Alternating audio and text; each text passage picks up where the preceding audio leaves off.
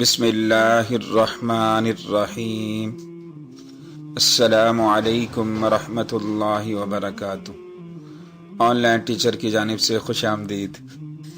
امیر المؤمنین حضرت عمر بن خطاب رضی اللہ تعالیٰ عنہ نے ایک مرتبہ شدید سرد اور تاریک رات میں ایک جگہ آگ روشن دیکھی، چنانچہ وہاں تشریف لے گئے۔ ساتھ جلیل القدر صحابی حضرت عبد الرحمن بن عوف رضی اللہ تعالیٰ عنہ بھی تھے۔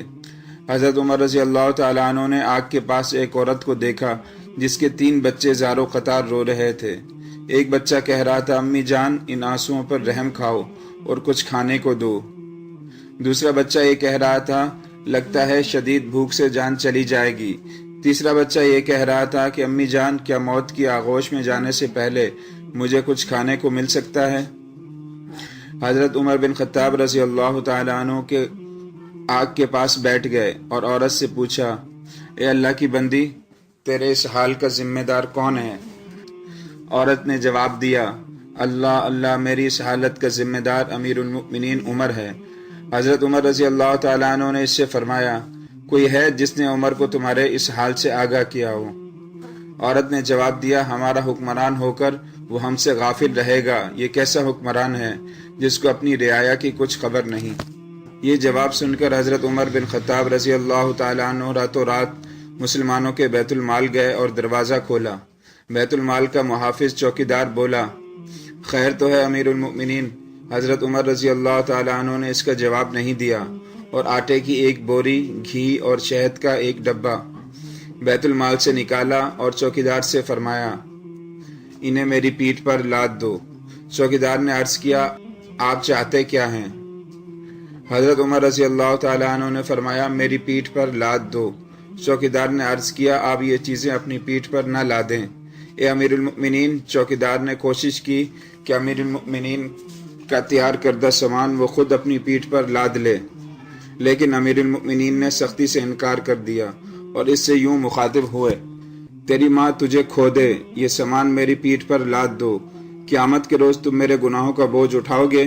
یہ کہہ کر حضرت عمر رضی اللہ تعالیٰ عنہ نے آٹا، گھی، شہد اپنی پیٹھ پر لاد لیا۔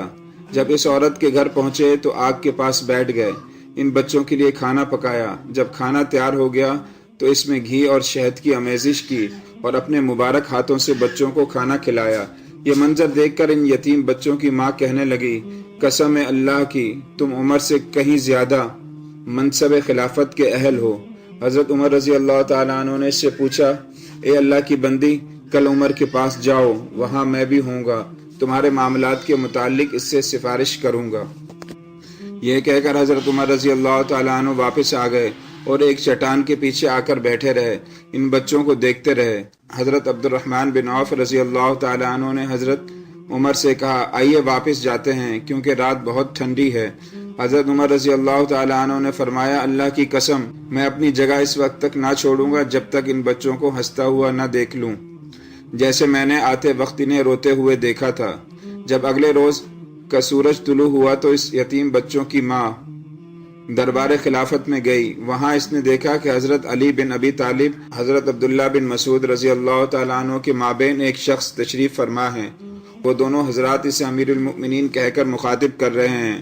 یہ وہی شخص تھا جس نے گزشتہ رات اس عورت اور اس کے بچوں کی خدمت گزاری کی تھی، جس سے اس نے کہا تھا کہ اللہ میری اس حالت کا ذمہ دار عمر ہے۔ چنانچہ جب عورت کی نگاہ حضرت عمر رضی اللہ تعالیٰ عنہ پر پڑی تو گویا اس کے پاؤں تلے زمین کھسک گئی۔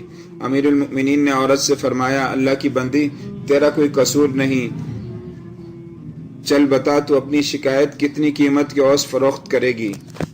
عورت گویائی ہوئی، معاف فرمائیے امیر المؤمنین۔ حضرت عمر رضی اللہ تعالیٰ عنہ نے فرمایا، اللہ کی قسم، تو اس جگہ سے ہٹ نہیں سکتی جب تک میرے ہاتھ اپنی شکایت نہ بیچ دو۔ بالآخر حضرت عمر رضی اللہ تعالیٰ عنہ نے اس بیوہ خاتون کی شکایت اپنے مال خاص سے 600 درہم کے عوض خرید لی اور حضرت علی بن ابی طالب رضی اللہ تعالیٰ عنہ کو کاغذ قلم لانے کا حکم دیا اور یہ تحریر قلم بند کرائی۔ ہم علی اور ابن مسعود اس بات پر گواہ ہیں کہ فلاں عورت اپنی شکایت امیر المؤمنین عمر بن خطاب کے ہاتھ فروخت کر دی۔ پھر امیر المؤمنین حضرت عمر بن خطاب رضی اللہ تعالیٰ عنہ نے فرمایا، جب میری وفات ہو جائے تو اسے میرے کفن میں رکھ دینا تاکہ میں اس کو لے کر اللہ سے ملاقات کروں۔